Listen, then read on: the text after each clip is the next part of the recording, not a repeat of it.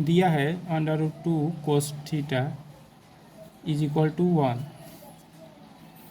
इसलिए cos theta हो जाएगा 1/√2, यानी कि थीटा का मान कितना होगा, cos थीटा का मान है 1/√2, तो थीटा का मान क्लियरली 45 डिग्री होगा, क्योंकि cos 45 डिग्री का मान 1/√2 होता है। ठीक, तो थीटा का मान हो गया 45 डिग्री। अब हमें tan थीटा निकालना है। तो tan थीटा के जगह 45 कर देंगे, tan 45 का मान 1। ठीक, इसका ऑप्शन ए नंबर सही है।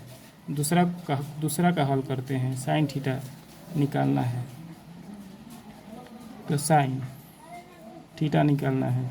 sin थीटा का मान आया है 45 डिग्री, इसका मान होता है 1/√2। तो दूसरा का करेक्ट ऑप्शन होगा बी नंबर। ठीक, अब तीसरा क्वेश्चन देखिए। Question number 3, mode of data given by 1 2 1 1 2 1 2 2 0 3 2। यहाँ पर कुछ आंकड़े दिए गए हैं। ठीक, इन आंकड़ों का मोड अर्थात बहुलक निकालना है। तो आप लोग जानते होंगे कि जो आंकड़ा सबसे अधिक बार आता है, जिस आंकड़े की संख्या सबसे ज़्यादा होती है, वही मोड कहलाता है, वही बहुलक कहलाता है। तो यहाँ पर देखिए एक कितना बार आया है, एक बार, दो बार एक आया है, और सबसे ज़्यादा 2 आया है, सबसे अधिक बार 2 आया है।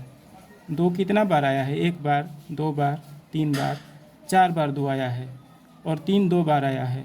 तो सबसे ज़्यादा 2 आया है, तो इसका आंसर हो जाएगा 2। जो आंकड़ा सबसे ज़्यादा, जिस आंकड़े की संख्या सबसे ज़्यादा होती है, वही मोड कहलाता है। ठीक, वही बहुलक कहलाता है। तो इसका ऑप्शन हो जाएगा डी। मान लीजिए कि दिया रहता आंकड़ा 1 2 3 3 1 3 4 4 2 4 4 4। इस आंकड़ों में सबसे ज़्यादा कौन सी संख्या आया है, कि किस आंकड़े की संख्या सबसे ज़्यादा है। तो क्लियरली यहाँ पर 4 1 बार है, 4 2 बार है, 4 3 बार है, 4 बार है, 4 5 बार है। सबसे ज़्यादा 4 आया है, 5 बार। तो इस आंकड़ों का मोड हो जाएगा 4, क्योंकि 4 सबसे ज़्यादा बार आया है, 4 सबसे ज़्यादा आया है, तो इसका मोड हो जाएगा 4। मतलब जिस आंकड़े की संख्या सबसे ज़्यादा होता है, वही मोड कहलाता है। ठीक, अब चलिए 4th नंबर क्वेश्चन देखिए। 7th term of AP 5 8 11 14 ... is. यह AP का जो AP दिया गया है 5 8 11 14 ...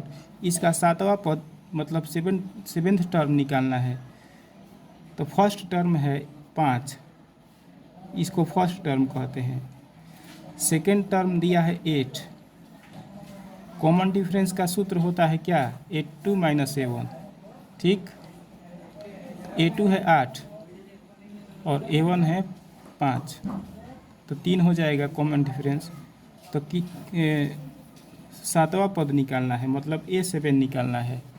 इसका फॉर्मूला होता है A + 7 से 1 कम 6 × D।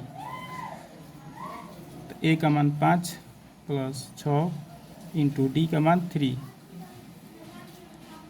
6 में 3 से गुणा करिए 18, 18 में 5 जोड़िए 23, 18 में 5 जोड़िएगा 23। ठीक, तो इसका आंसर हो जाएगा ए नंबर। अब 5 नंबर क्वेश्चन पर चलिए। कह रहा है common difference of an AP 1/2 1 3/2 2 ... क्या होगा। इस AP का कॉमन डिफरेंस मतलब सार्वअंतर कितना होगा। तो इसमें दिया है फर्स्ट टर्म माने A1 दिया है 1/2, A2 दिया है 1। कॉमन डिफरेंस निकालना है, तो D का सूत्र होता है कितना, A2 - A1। A2 कितना है, A2 है 1, A1 है 1/2। एक में से 1/2 घटाएंगे तो 1/2 आएगा। ठीक, इसका ऑप्शन हो जाएगा करेक्ट। और 1/2 का मान 0.5 होता है, तो इसका करेक्ट ऑप्शन हो जाएगा बी नंबर। ठीक।